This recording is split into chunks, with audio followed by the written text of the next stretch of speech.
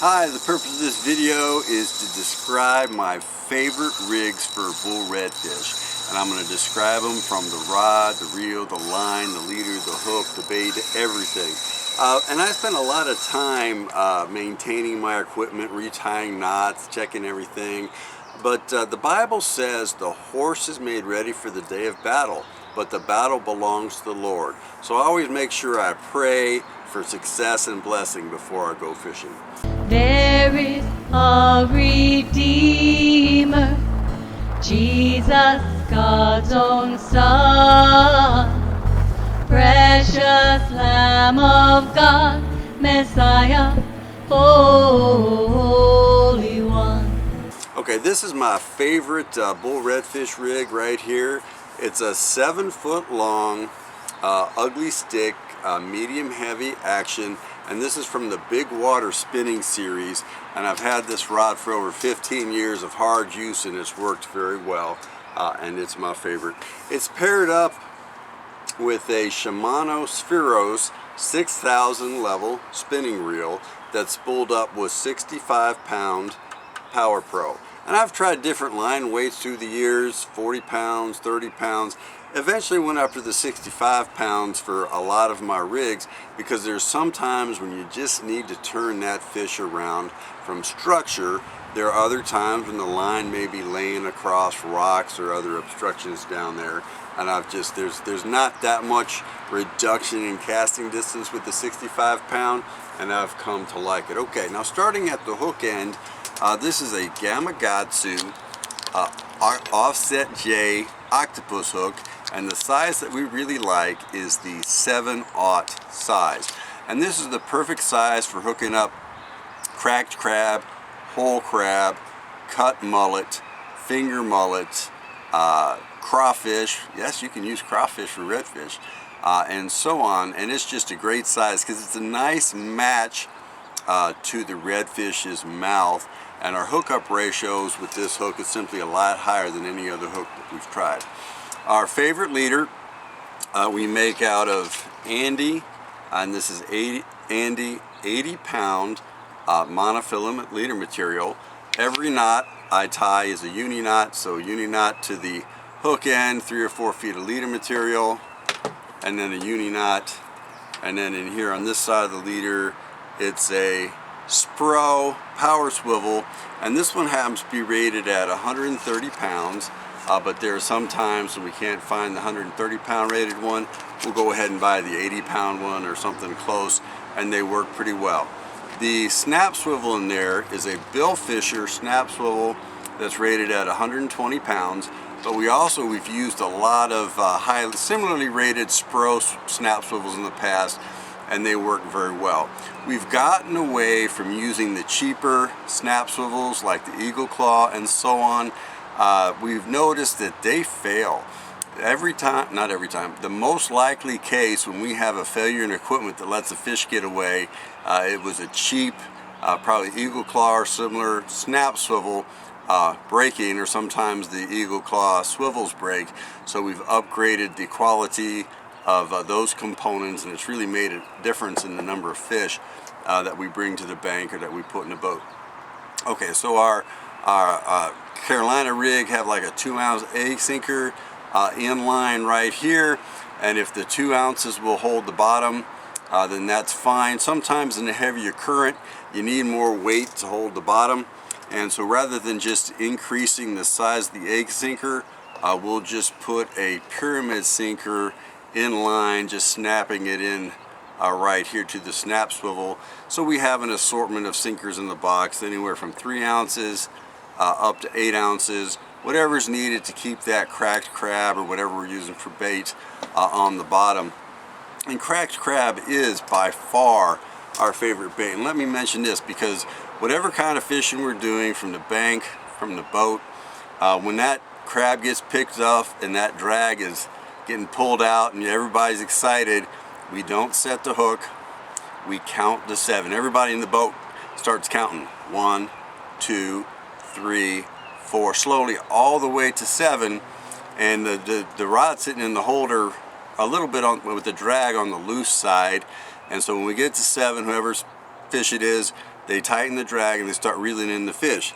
And during the 7 count, sometimes the other anglers, if it seems like it's going to be a big fish, start getting the other rods out of the water, because you hook up with a 20 or 30 pound redfish, he's going to go all the way around the boat before he gets landed.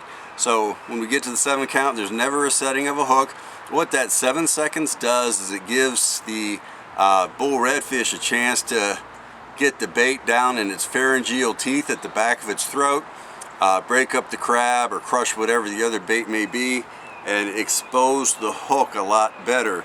So if you do that 7 count before you tighten up the drag, you have a much higher hookup ratio on your bull redfish.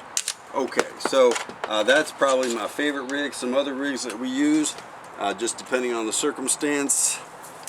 This is another Shimano 6000 reel spooled up with 65 pound Power Pro. And when we're fishing shrimp, oftentimes other things are on the menu. Or if we're fishing like little croaker, or if we're fishing just little minnows of whatever kind it might be, we can downsize the hook to a 3/0 Gamakatsu offset J hook. And when we do that, we often, depending on the water clarity, if it's clear water, we'll downsize the leader to 30 pound Vanish fluorocarbon leader.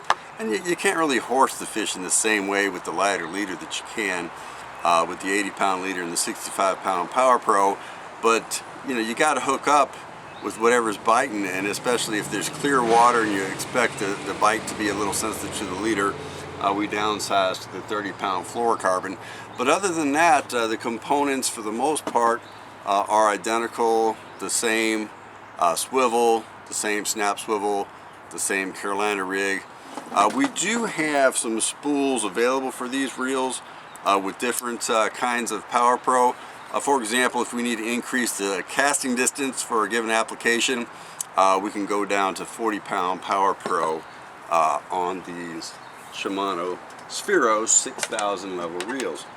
Okay, some other things that we do is we fish from the beach, or when you're fishing from the beach, or it could be other land-based fishings. Maybe you walked out on a jetty, maybe you're fishing from a pier.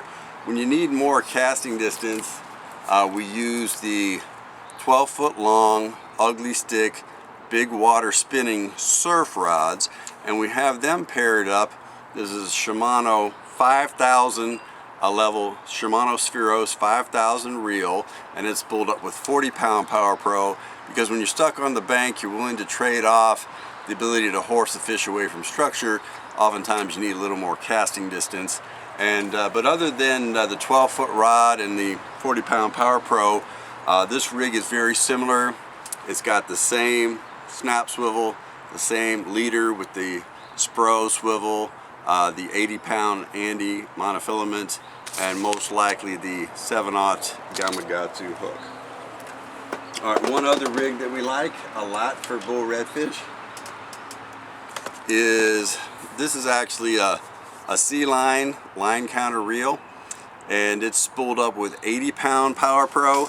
And when you're just letting lines down from the boat, say in a current, you're fishing next to structure, next to a jetty, and you really need the greatest kind of power to horse the fish away from structure if it's running towards structure, this is our favorite reel to use with 80 pound Power Pro.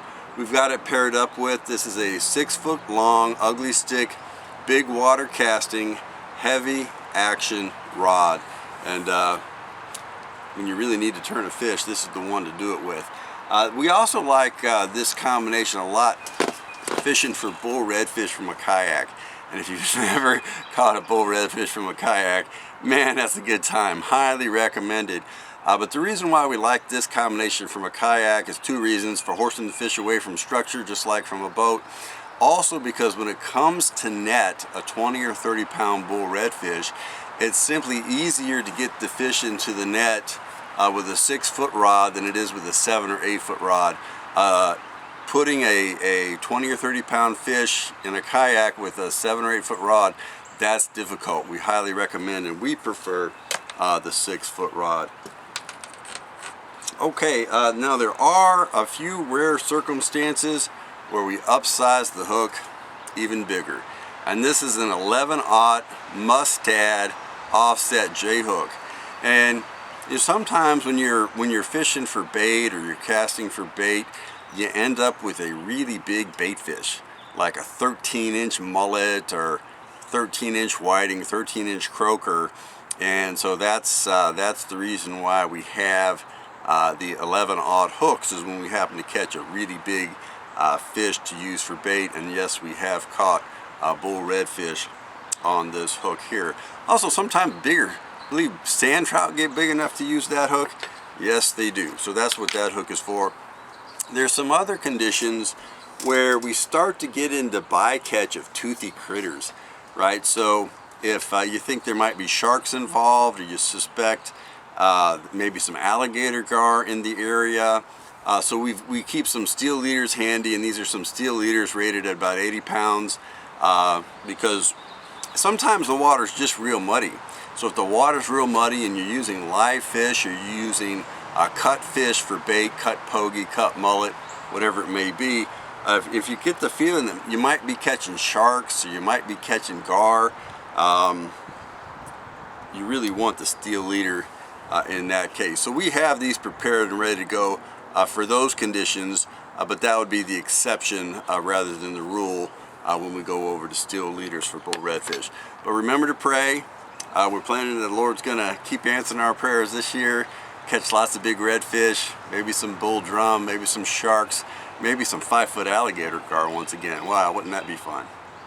I tremble at the thought of Judgment Day. Lord, I am not ready. Please don't return just yet, for all my sins are put away. My cross is on the floor, and I would burn.